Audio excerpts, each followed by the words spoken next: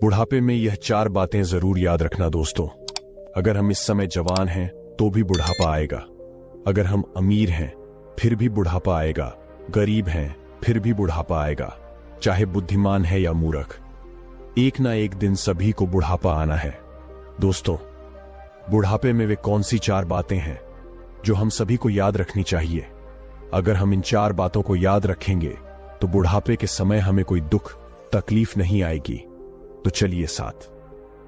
जाता है कि होने के बाद मनुष्य चिड़चिड़ा हो जाता है, वैसा इन 4 बातों को हम एक कहानी के माध्यम से समझते हैं कि आखिर बुढ़ापे की वे कौन सी 4 बातें हैं जिन्हें प्रत्येक मनुष्य को याद रखनी चाहिए।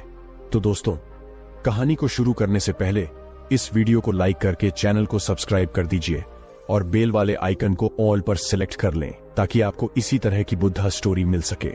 तो चलिए शुरू करते हैं दोस्तों। बहुत समय पहले की बात है। किसी गांव में एक व्यक्ति रहा करता था। व्यक्ति बहुत ज्यादा अमीर था। अमीर होने के कारण उसके बहुत ज्यादा कारोबार थे और उसके कारोबार दूर दूर तक फैले हुए थे।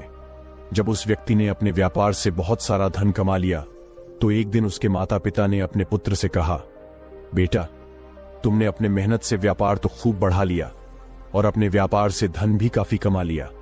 अब हमारे घर में ईश्वर के दिया हुआ सब कुछ है, इसलिए हम चाहते हैं कि अब तुम विवाह करके घर गृहस्थी को आगे बढ़ाओ। अब तुम्हारी विवाह योग्य उम्र भी हो चुकी है, तो इसलिए अब तुम्हें विवाह कर लेना चाहिए।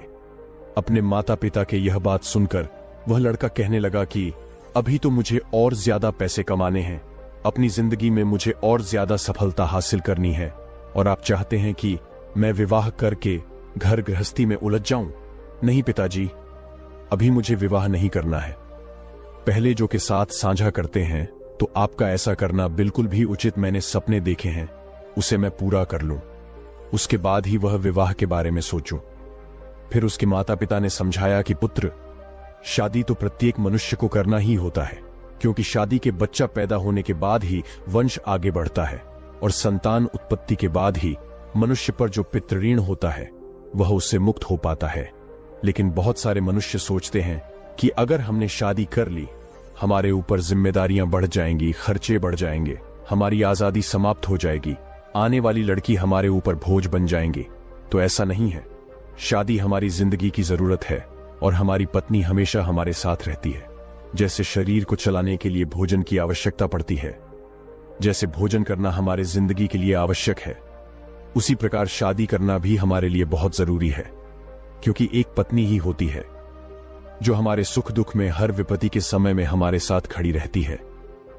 लड़के ने जब अपनी माता पिता की इन बातों को सुना तो वह कहने लगा कि आप जो कह रहे हैं वह ठीक है। आप मेरे लिए कोई अच्छी सी लड़की तलाश करिए। जब तुम्हें कोई संस्कारी लड़की मिल जाए तो मुझे बता देना, मैं तुम्हारी पसंद की लड़की के साथ ही विवाह कर लूंगा। अपने पुत्र की यह बात सुनकर उसके माता पिता अत्यंत प्रसन्न हुए और अगले दिन ही अपने पुत्र के लिए पास के ही गांव में लड़की पसंद करने चले गए। जब लड़की पसंद आ गई तो उन्होंने तुरंत पंडित जी को बुलाया और शादी का दिन तय करा लिया। रिश्ता पक्का करने के बाद लड़के के माता पिता अपने पुत्र की विवाह की तैयारी करने लगे। कुछ दिन बाद ही शादी का दिन नजदीक आ गया। उस लड़के के घर पर दूर दूर से नाते रिश्तेदार आने लग गए। लड़के के माता पिता ने खूब धूमधाम से अपने पुत्र का विवाह किया और एक नई बहू को लेकर अपने घर में आ गए। सुंदर और संस्कारी पत्नी पाकर लड़का बहुत प्रसन्न था। साथ में लड़के के माता पिता भी बहुत खुश थे।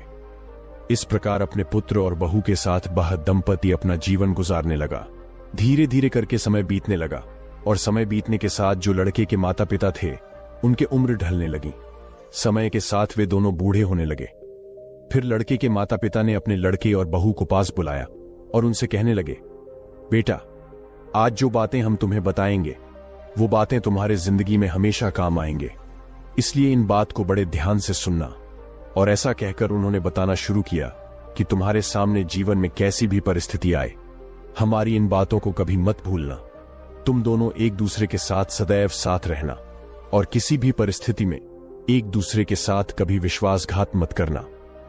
कोई ऐसा कार्य मत करना जिससे दूसरों के लिए तकलीफ पहुंचे और आप लोगों से जितना भी हो सके सदा दूसरों को मदद ही करना, क्योंकि मदद करने से कभी कोई गरीब नहीं होता, बल्कि जो मदद करता है वह और ऊंचाइयों पर पहुंचता है। जब उस लड़के ने और उसकी पत्नी ने सास ससुर की इन बातों को सुना तो वे दोनों कहने लगे कि आप लोग चिंता ना करें, हम आपके बताए हुए मार्ग पर ही चलेंगे और हम दोनों पति पत्नी आपके सिद्धांत पर ही चलते हुए अपना जीवन व्यतीत करेंगे और आपको कोई शिकायत का मौका नहीं देंगे। तो दोस्तों, इस प्रकार वे सभी लोग मिलजुल कर अपना जीवन व्यतीत करने लगे। धीरे धीरे समय बीतता चला गया। वह लड़का और ज्यादा अमीर होता चला गया। समय के साथ उसकी माता पिता अब पूरी तरह से बूढ़े हो चुके थे। बाल सफेद हो गए थे, शरीर दुबला पतला हो गया था और जैसा अक्सर देखा ही उनका स्वभाव हो गया था। लड़के के माता पिता भी बूढ़े होने के कारण सारा दिन तरह तरह की बातें करते रहते थे। उनका यह व्यवहार लड़के की पत्नी को रास नहीं आता था और वे नाराज हो जाती थीं। उसकी नाराजगी के कारण था कि उसके सास ससुर बार बार किसी न किसी बात को लेकर उससे झगड़ने लग जाते थे। ऐसे में जब उसका पति शाम को घर आता तो वह उसे बताती कि आपके माता पिता रोज किसी न किसी बात को लेकर मुझसे झगड़ा करते हैं। अगर तुम्हारी माता पिता की ऐसे ही हरकत रही तो मैं एक दिन इस घर को छोड़कर तुम्हें छोड़कर अपने पिता के घर चली जाऊंगी। पत्नी की ऐसी बातें सुनकर लड़का अपने माता पिता को समझाता है कि आप अपने बहू के साथ ऐसा व्यवहार क्यों करते हो, तो वह लड़के से कहते हैं कि झगड़ा हम नहीं बल्कि तुम्हारी पत्नी करती है, वही हमसे लड़ती है। इस तरह दोनों एक दूसरे पर आरोप प्रत्यारोप लगाते हैं। किसी तरह लड़का दोनों को समझाता है, लेकिन माता पिता तो बूढ़े हो चुके थे। कुछ समय तो उन्हें याद रहता, लेकिन दूसरा दिन लगते ही वे अपने पुत्र की बातों को भूल जाते और फिर से वही सब कुछ करने लगते। कुछ दिन जब ऐसा ही चलता रहा तो घर के इन लड़ाई झगड़ों से वह लड़का बहुत ज्यादा परेशान रहने लगा और साथ में उसकी पत्नी भी रोज रोज की लड़ाई झगड़ों से तंग आ चुकी थी। कुछ दिन तो उसने अपनी सास ससुर की इस व्यवहार को बर्दाश्त किया, लेकिन जब उसकी सहन शक्ति जवाब देने लगी तो एक दिन वह लड़की अपने पति और ससुराल को छोड़कर अपने मायके यानी पिता के घर चली आई। जब लड़की के माता पिता ने अपनी पुत्री को अकेला आता हुआ देखा तो लड़की के माता पिता ने पूछा, बेटी क्या बात है, तुम अकेले ही कैसे आ गई और तुम्हारे साथ दामाद जी क्यों नहीं आए? तब उस लड़की ने पूरी घटना अपने माता पिता को कह सुनाई। लड़की के मुख से यह बातें सुनकर पिता कहने लगे कि इस बारे में तुम्हें दामाद जी से बात करनी चाहिए थी।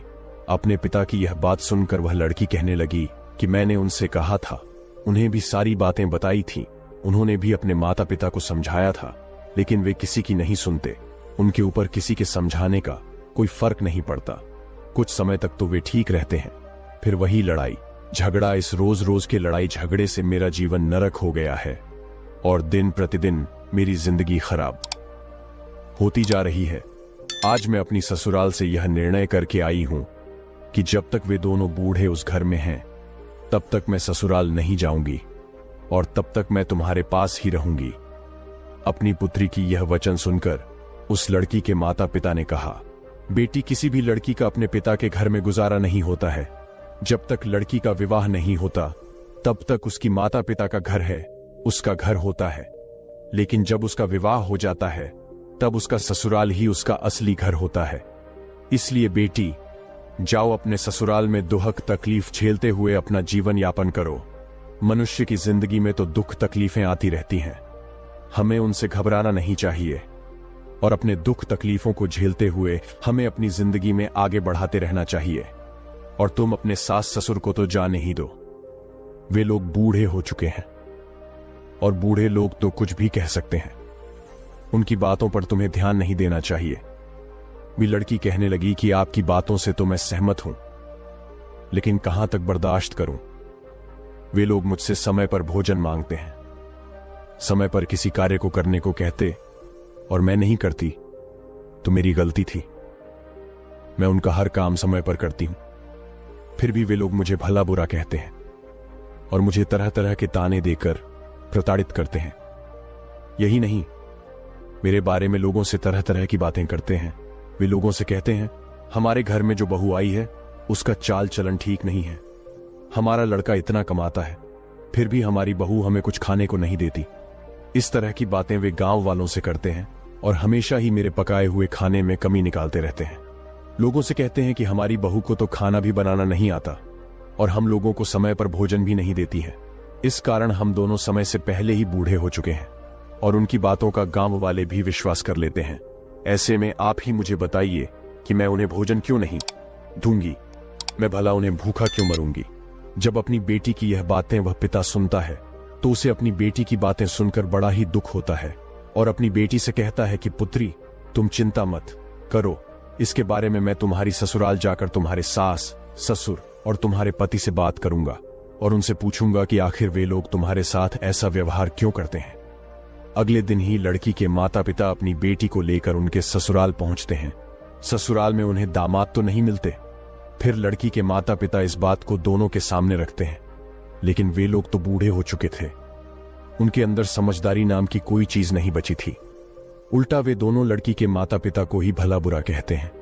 लड़की के माता पिता ने काफी समझाया, लेकिन कोई हल नहीं निकला। जब बातचीत से कोई हल नहीं निकला तो लड़की के माता पिता अपनी बेटी को लेकर उदास मन से अपने घर के लिए वापस लौटने लगते हैं। जब वे वापस लौट रहे थे तो उन्हें रास्ते में एक व्यक्ति दिखाई देता है, जिनके एक हाथ में कमंडल था और उनके बड़े बाल बिल्कुल सफेद और लंबी दाढ़ी थी और मुख पर एक अलग ही तेज थी। जब लड़की के माता पिता उस व्यक्ति के पास पहुंचते हैं तो उन्हें मालूम पड़ता है कि वह एक सिद्ध सन्यासी हैं। उनके चेहरे पर एक अलग ही तेज आभा थी। उनके तेज को देखकर लड़की के माता पिता उन्हें प्रणाम करते हैं और उनके चरणों के पास जाकर बैठ गए। जब साधु महाराज ने पूछा, पुत्र, कोई परेशानी है क्या? तब लड़की के पिता कहने लगा, हाँ महाराज, मैं बहुत परेशानी में हूं, मुझे कुछ समझ नहीं आ रहा कि क्या करना चाहिए। फिर साधु महाराज कहने लगे, बच्चा, तुम्हें जो भी परेशानी है मुझे साफ साफ बताओ, मैं तुम्हारी परेशानी का कोई ना कोई जरूर समाधान कर दूंगा। वह लड़की के पिता कहने लगा, गुरुदेव, कुछ साल पहले मैं अपनी बेटी की शादी बगल के गांव में करी थी, जिसे घर में मैंने अपनी बेटी के रिश्ता किया था। वे लोग बहुत ही अमीर हैं। जिस लड़के से मैंने अपनी पुत्री का विवाह किया था वह तो ठीक है, लेकिन उसके माता पिता कुछ ठीक नहीं है। वे बूढ़े हो चुके हैं और बूढ़े होने के कारण मेरी बेटी को तंग करते हैं, परेशान करते हैं और मेरी बेटी की गांव वालों के सामने उल्टी सीधी बातें करते हैं, जिसके कारण मेरी बेटी ससुराल छोड़कर मेरे पास लौट आई है और मेरे पास रहने की जिद पर अड़ी हुई है। अब ऐसे में आप ही बताइए कि कोई भी पिता अपनी शादीशुदा बेटी का जीवन भला कैसे कटवा सकता है? लड़की के पिता की ऐसी बातों को सुनकर वह सिद्ध सन्यासी कहने लगे कि यदि ऐसी बात है तो तू मुझे उन लोगों के पास ले चलो, मैं उन्हें कुछ शिक्षा दूंगा, मैं उन्हें कुछ बातें बताऊंगा। यदि मैंने बताई बातें उनकी समझ में आ गई और उन्होंने अपने जीवन में उतार दिया तो उन बातों से आपकी बेटी भी हमेशा खुश रहेंगी और वे लोग भी सदैव प्रसन्न रहेंगे, क्योंकि उन्हें कभी किसी ने नहीं बताया कि बुढ़ापे में यह 4 बातें सदैव याद रखनी चाहिए। इसी कारण से उनकी यह दुर्दशा हो रही है और उसके साथ ही तुम्हारी बेटी और दामाद को भी मुसीबतों का सामना करना पड़ रहा है। जब लड़की के माता पिता ने सिद्ध सन्यासी के इन बातों को सुना तो वे प्रसन्न हो गए और साधु महाराज को अपने साथ लेकर बेटी के ससुराल की ओर चल दिए। जब समधी के घर पहुंचे तो साधु महाराज ने लड़की के माता पिता और उस लड़की को घर के दरवाजे पर रुकने का इशारा किया और स्वयं घर के अंदर प्रवेश कर गए। घर के अंदर दोनों बूढ़े बैठे हुए थे। जब लड़की के माता पिता ने साधु महाराज को देखा तो दोनों खड़े हो गए और साधु महाराज को बैठने के लिए आसन दिया। फिर उस लड़के के माता पिता ने सिद्ध सन्यासी से खाने पीने के बारे में पूछा। उस साधु महाराज ने कहा कि मैं आप लोगों के घर पर जी भर के खाऊंगा, लेकिन उससे पहले तुम्हें मेरा एक काम करना पड़ेगा। सन्यासी की बात सुनकर वे दोनों बुजुर्ग व्यक्ति कहने लगे कि आपके हम सभी बात मान लिए तैयार हैं, लेकिन पहले आप भोजन कर लीजिए। सिद्ध सन्यासी ने कहा, नहीं, पहले तुम मेरी बात को सुनो, उसके बाद ही आप अपने घर का भोजन मुझे करवाना। उसके बाद साधु महाराज कहने लगे कि मैंने सुना है कि आप लोग बूढ़े हो चुके हो और बूढ़े होने के कारण आप अपनी बहू को परेशान करते हो, साथ में आपकी बहू भी तुम्हें परेशान करती है। साधु महाराज की यह बात सुनकर दोनों पति पत्नी कहने लगे कि गुरुदेव, आपने ठीक सुना है, हम दोनों तो बूढ़े हो चुके हैं और हमारी बहू हमारी कद्र नहीं करती है और हमेशा हम लोगों को परेशान करती रहती है। उसे पता नहीं है कि जैसे आज हम बूढ़े हैं वैसे ही कुछ समय बाद उस पर भी बुढ़ापा आएगा, और यह सब जानते भी वे हम दोनों को बहुत ज्यादा परेशान करती हैं।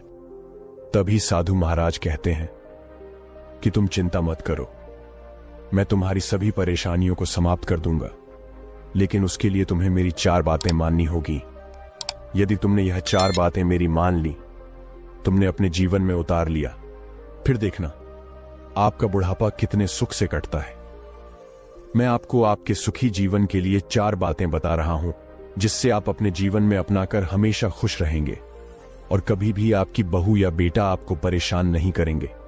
इतना कहने के बाद उन्होंने बताना शुरू कर दिया कि सबसे पहली बात है कि आप बोलते समय अपनी बातों पर ध्यान दें, अपनी वाणी पर ध्यान दें, क्योंकि आपकी वाणी में इतनी शक्ति है जो कि आप अपनी वाणी से किसी का भी दिल जीत सकते हैं और आप अपने वाणी से किसी को भी चोट पहुंचा सकते हैं। इसीलिए तुम्हें अपनी बातों पर ध्यान देनी चाहिए। मान लो अगर आप मुझसे बात कर रहे हैं, मुझसे बात करने का तरीका आपका कैसा है? अगर आपका बात करने का तरीका मुझे ठीक लगेगा तो मैं आपसे जुड़ जाऊंगा। यदि आपका बात करने का तरीका मुझे ठीक नहीं लगेगा तो मैं हमेशा के लिए आप लोगों से जुदा हो जाऊंगा। इसीलिए मैं यह बताना चाहता हूं कि आप अपनी बातों पर ध्यान दें, क्योंकि बोलने से पहले 1000 हर बार सोच लेनी चाहिए कि मैं जो बात बोल रहा हूं उससे अगले व्यक्ति को क्या नुकसान पहुंचने वाला है, या फिर उन बातों से सामने वाले को क्या फायदा होने वाला है। उसी के अनुरूप दूसरों के सामने हमें अपनी बातों को रखना चाहिए। मैं जानता हूं कि मनुष्य जब बूढ़ा हो जाते हैं तो इंसान के शरीर में तरह तरह की बीमारियां होती हैं। वह बोलता तो ठीक है, लेकिन उन्हें पता ही नहीं चलता है कि मैं क्या बोलता है।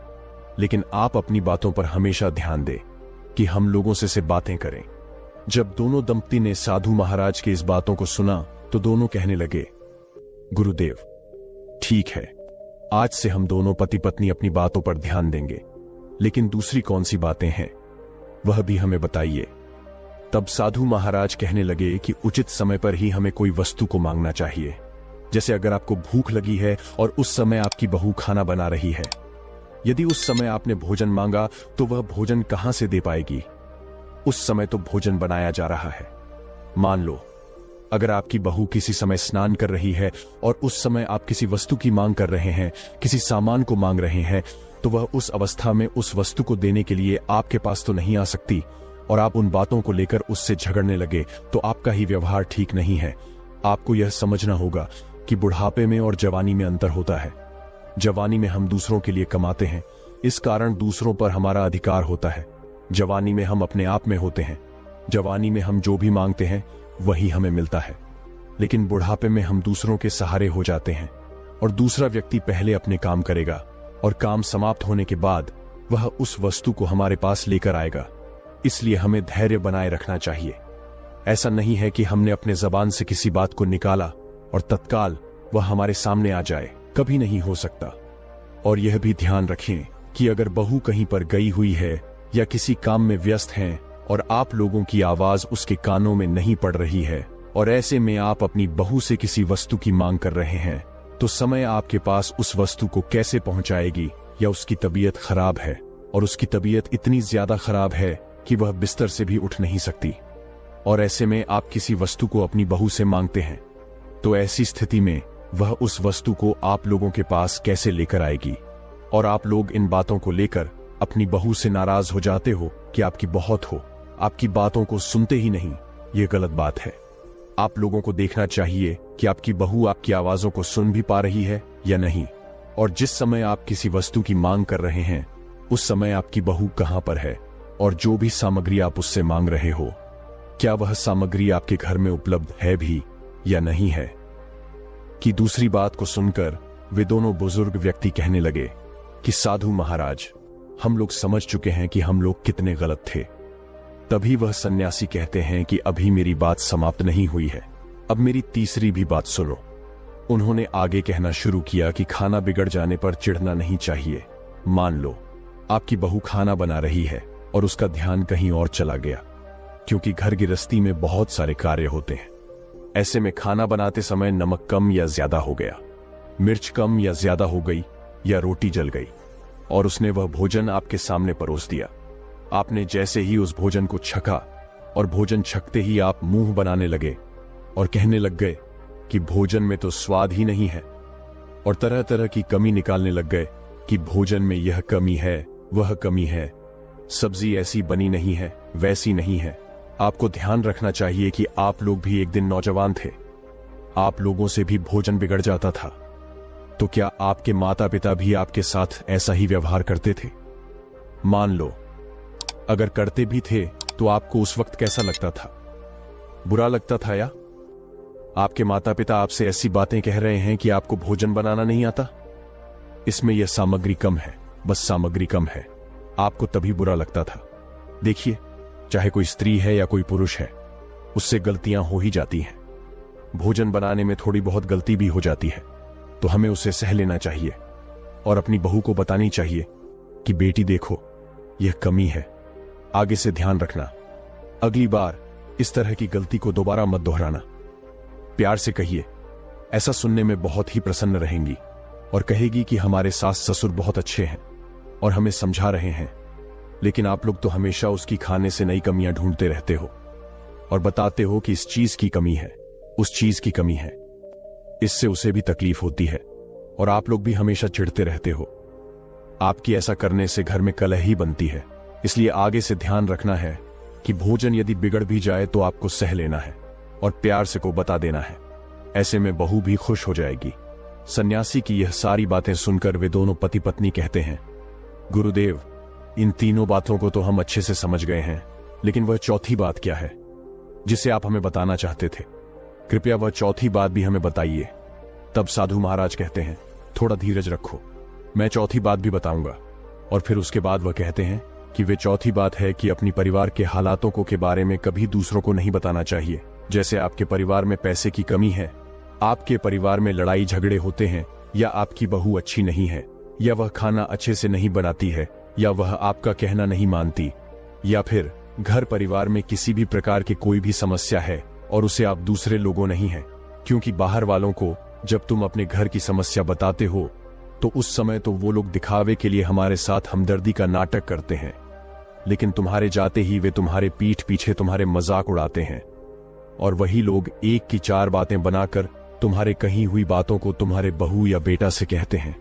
इससे घर में और ज्यादा कलह बन जाता है, जिसे हम आम भाषा में चुगली कहते हैं। आपने तो सुना ही होगा। इसके घर की बात उसके घर में कहना, इसकी समस्या उससे कहना, बढ़ा चढ़ा के उस बातों को बोलना। अधिकतर लोग तो आपके सामने आपसे हमदर्दी जताने के बहाना नाटक करेंगे, लेकिन आपके जाते ही आपके पीठ पीछे आपकी बुराई या आपकी चुगली इधर उधर करेंगे। इससे आपके घर में झगड़े सुलझाने की बजाय और भी बढ़ जाते हैं, समस्या और भी बढ़ जाती है। आपकी बेटे आपकी बहू से, बेटे से माँ के बारे में, पत्नी के बारे में, पत्नी से पति और सास के बारे में चुगली करेंगे, भड़काएंगे, कहेंगे कि आपकी सास ने यह कहा, कि पति ने यह कहा। इससे घर में और ज्यादा कलह बन जाती है। यदि आप बहू और बेटा के बारे में खराब बात कहेंगे और निरंतर ऐसा करने से आप बेटा बहू की नजरों में गिर जाते हैं, दूसरों को अपनी घर की समस्या बताने से कुछ ठीक तो नहीं होगा, बल्कि आपके परिवार के ऊपर और भी समस्या बरेत जाएंगे। आपका ऐसा करने से आपका लड़का कहीं समाज में बोलने लायक नहीं रहेगा। जैसे ही वह समाज में खड़ा होगा या किसी पंचायत में खड़ा होगा और अपनी कुछ रखेगा, तो वहां पर उपस्थित लोग उसके मुंह पर ही कह देंगे कि तुम्हारी बहू तुम्हारे घर में ऐसा करती है, तुम्हारी माता पिता के साथ वैसा करती है, तुम्हारी माँ बाप हम लोगों से तरह तरह की बातें कहते हैं, तरह तरह की उन्हें परेशानी हो रही है। बुढ़ापे में तुम लोग अपनी माता पिता को परेशानी देते हो। पहले अपने घर की समस्या हल करो, उसके बाद ही दूसरों के मामले सुलझाना। इसलिए ध्यान रहे कि आपके घर में कोई भी समस्या हो, उसे बाहर के लोगों के साथ कब भी साझा मत करो, नहीं तो वे लोग उस मौके के फायदा उठा के आपके घर को बर्बाद कर देंगे, जिसके कारण आप लोग हमेशा ही दुख झेलोगे। जब दोनों पति पत्नी उन सिद्ध सन्यासी की बात सुनते हैं, हम लोग से बहुत बड़ी भूल हो गई है। हम लोग तो अपने पूरे घर के बारे में, पूरे पैसे के बारे में, अपने बेटे के बारे में, अपने बहू के बारे में तरह तरह से ये बात फैला दी है कि हमारा बेटा ठीक नहीं है, हमारी बहू ठीक नहीं है, हमारे घर के हालात ठीक नहीं है, हम लोग बहुत परेशान रहते हैं, हमें कभी समय पर भोजन नहीं मिलता है, हमारी बहू बिल्कुल अच्छी नहीं है। इन बातों को तो हमने पूरे गांव में फैला दिया है। तभी सन्यासी कहने लगे, इसीलिए तो मैं आपको समझा रहा हूं, अगर आप लोग घर की बातों को पूरी गांव में फैलाओगे तो एक ना एक दिन तुम्हारे ऊपर वह परिस्थितियां आ जाएंगी जिसकी कारण आप दुखी रहोगे।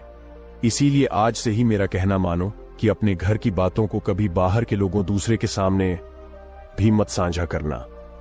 और जो 4 बातें मैंने तुम्हें बताई हैं, उन बातों को अपने जीवन में हमेशा याद रखना, क्योंकि जो भी व्यक्ति जो बूढ़ा है इन 4 बातों को अपनाता है और अपने जीवन में उतार लेता है तो उसके जीवन में कभी कोई दुख तकलीफ नहीं आती। वह हमेशा अपनी जिंदगी में खुश रहता है और उसके घर में सुख शांति बनी रहती है, जिसके कारण उनके परिवार पर कोई विपत्ति नहीं आती। पीछे से सारी बातें उनकी बेटा और बहू सुन रहे होते हैं। यह 4 बातें समाप्त होने के बाद उसका बेटा और बहू सिद्ध सन्यासी के पास आते हैं और उनके चरणों में प्रणाम करते हैं। तभी वह सिद्ध साधु महाराज कहते हैं, आप लोग भी कुछ बातें सुन लो जो आपके जीवन में हमेशा काम आएंगे।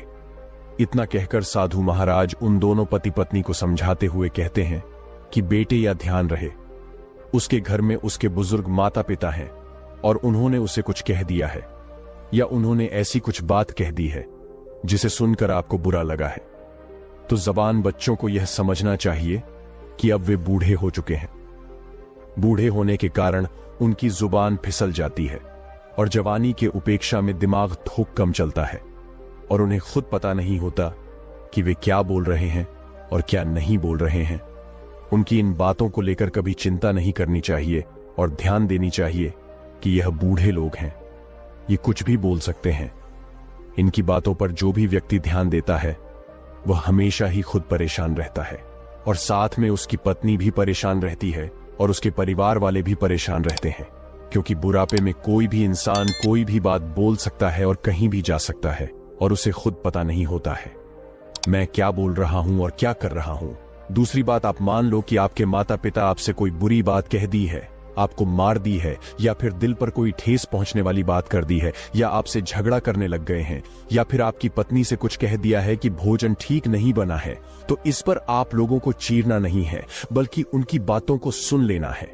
उनकी बातों पर आपको गौर करना है। अगर हमारी किसी गलती की वजह से हमें भोजन बनाने में कोई कमी हुई है तो पहले आपको उसे सुधारना है। अगर भोजन बनाने में कोई कमी नहीं हुई है तो उनकी बातों को सुनकर चुप हो जाना है, क्योंकि बुढ़ापे के समय वह कुछ भी बोल सकते हैं और ऐसा भी नहीं है कि बुढ़ापे में वे हमेशा गलत बात ही बोलेंगे। अगर आप लोग कोई गलत कार्य करते हो तो वह जरूर रोकेंगे, क्योंकि आप लोगों से ज्यादा वे लोग जिंदगी जी चुके हैं। उनके पास आप लोगों से ज्यादा अनुभव है। उन्हें पता है कि कौन सा कार्य आपके हित में है और कौन सा कार्य आपका अहित करेगा। ऐसे में जब आप कोई कार्य कर रहे हैं और आपके बुजुर्ग उस कार्य को करने से रोक रहे हैं तो तुम्हें उनकी बातों को अनसुना नहीं करना चाहिए, क्योंकि वे अनुभव के आधार पर ऐसा कहते हैं। उन्हें पता है क्या करने से आपका फायदा होगा और क्या करने से आप मुसीबत में पड़ जाओगे, आपकी दुर्दशा ना हो, इसलिए वे मना करते हैं। बहू और बेटों को भी यह समझना चाहिए कि किसी के पिता बुढ़ापे के समय में कुछ भी कह सकते हैं। हमें उनकी बातों का बुरा नहीं मानना चाहिए, क्योंकि बूढ़े व्यक्ति की बुद्धि में और छोटे बच्चे की बुद्धि में ज्यादा अंतर नहीं होता है। वे हमें कुछ भी कह सकते हैं। कहा जाता है कि बुढ़ापा बालपन का दूसरा रूप है, तो इसीलिए अगर वह हमसे ढहते हैं या हमें गाली भी देते हैं तो हमें सह लेना चाहिए और उनसे झगड़ना नहीं चाहिए, नहीं तो हमारी जिंदगी में परेशानियां बढ़ती चली जाएंगी। तो दोस्तों, उम्मीद है कि आपको यह कहानी पसंद आया होगा। गौतम बुद्ध हमेशा ही सही समय पर प्रवचन देने पहुंच जाया करते थे। वह आज तक कभी देर से नहीं आए थे और ना ही उनकी वजह से आज तक किसी को इंतजार करना पड़ा था। लेकिन आज पहली बार ऐसा हुआ था कि उनके शिष्यों को उनका इंतजार करते काफी समय हो चुका था, लेकिन बुद्ध अभी तक प्रवचन सभा में नहीं पधारे थे। शिष्य आपस में बातें कर रहे थे कि जरूर आज तथागत बुद्ध को कोई जरूरी काम आ गया होगा, वरना वह हमेशा ही समय पर आ जाते हैं। शिष्य यह बातें कर ही रहे थे कि तभी अचानक गौतम बुद्ध अपने हाथ में कमल का एक फूल लिए वहां आ पहुंचे और एक पेड़ के नीचे लगे आसन पर आकर बैठ गए।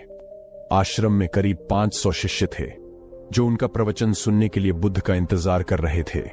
इन 500 शिष्यों के अलावा आश्रम में एक और शिष्य भी था जिसका नाम था महाकश्यप। आश्रम के बाकी शिष्य मानते थे कि महाकश्यप पागल है, क्योंकि वह कभी भी उनके साथ बैठकर बुद्ध के उपदेशों को नहीं सुनता था।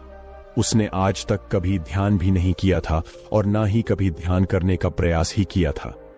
वह बस पूरे दिन चुपचाप किसी पागल की तरह आश्रम के एक पेड़ के नीचे बैठा रहता।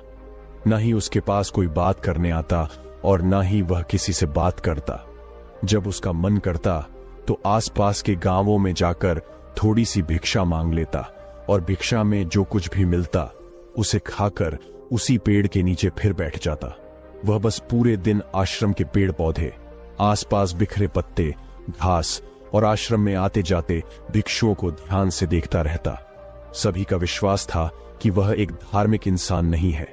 आश्रम में रहने वाले सभी भिक्षुओं का मानना था कि वह एक पागल और मूर्ख इंसान है जिसे कोई भी कुछ नहीं सिखा सकता। तो आज के दिन गौतम बुद्ध आए और आकर आसन में बैठ गई। बैठते ही उन्होंने अपने हाथ में लिए कमल फूल को देखना शुरू कर दिया। शिष्य इंतजार कर रहे थे कि बुद्ध कुछ बोलेंगे, लेकिन बुद्ध कुछ भी नहीं बोले। वो बस उस कमल के फूल को ध्यान से देखते रहे। बुद्ध उस कमल के फूल को देखने में इतने खो गए, इतने ध्यानमग्न हो गए कि कब मिनट घंटों में बदल गई उन्हें पता ही नहीं चला। कई घंटे गुजर चुके थे, लेकिन बुद्ध ने एक शब्द भी नहीं बोला था। वो बस उस कमल के फूल को देखे जा रहे थे। अब वहां बैठे 500 शिष्यों के अंदर जोरों की बेचैनी मचने लगी। सभी इंतजार करते करते परेशान हो चुके थे।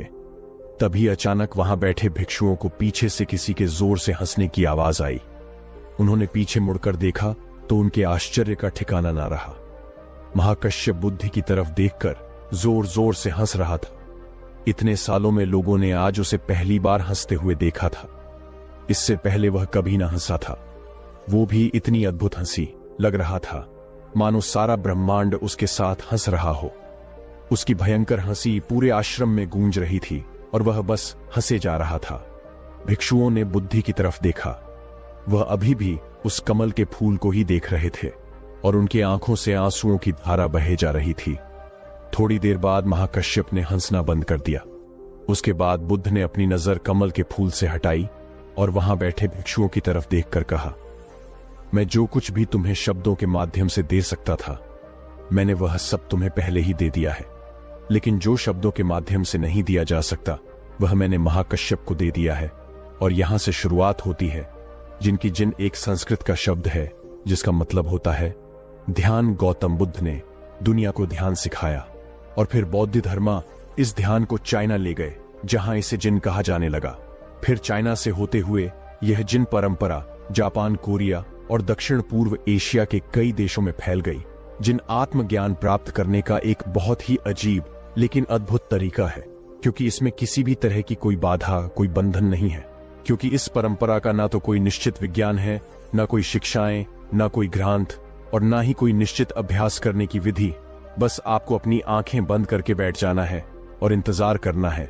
फिर यह घटना आज नहीं तो कल आपके अंदर घटी जाएगी। जिन परंपरा में ध्यान करने का कोई निश्चित तरीका नहीं है। इसमें बस आपको जागरूक होकर यह देखना होता है कि आपके दिमाग में किस तरह के विचार उठ रहे हैं, लेकिन आपको उन विचारों में उलझना नहीं है, बस उन्हें देखना है। एक विचार उठेगा और फिर वह अपने आप गायब भी हो जाएगा। बस आपको उन्हें पूरी जागरूकता के साथ देखते रहना है। जब आप मन में उठने वाले किसी एक विचार का निरीक्षण पूरी जागरूकता के साथ करते हैं और फिर जब वह विचार आपके मन से गायब हो जाता है और आप दूसरे विचार के निरीक्षण के लिए तैयार होते हैं, तो आप पाएंगे कि दूसरा विचार उतनी तेजी और जल्दी से नहीं उठा। ऐसा इसलिए होता है क्योंकि जब आप अपने मन के विचारों पर ध्यान देना शुरू कर देते हैं तो हमारे मन की भागदौड़ कम हो जाती है और मन शांत होने लगता है। और फिर एक ऐसी अवस्था भी आती है जब हमारा मन विचार मुक्त हो जाता है। मन में कोई विचार नहीं होते। दो विचारों के बीच की यही विचारहीनता ही सच्ची चेतना कहलाती है। शुरुआत में इस विचारहीनता का समय ज्यादा लंबा नहीं होता। यह ज्यादा से ज्यादा 8 से 10 सेकंड का ही होता है, क्योंकि हमारे दिमाग को सालों से लगातार सोचने की आदत पड़ चुकी है। लेकिन अगर हम लगातार प्रयास करते रहें तो धीरे धीरे विचारहीनता का यह समय भी लंबा होता चला जाएगा। और यह समय जितना लंबा होगा उतना ही हम जिनको समझ पाएंगे, ध्यान को समझ पाएंगे और उतना ही हम खुद के और करीब होते चले जाएंगे। वीडियो को लाइक और चैनल को सब्सक्राइब करना ना भूलें और अंत तक वीडियो में मेरे साथ बने रहने के लिए मैं आप सभी का दिल से बहुत बहुत धन्यवाद करता हूं। तो चलिए मिलते हैं ऐसी किसी और नई वीडियो में। तब तक के लिए अपना ख्याल रखें। धन्यवाद। नमो बुद्धाय।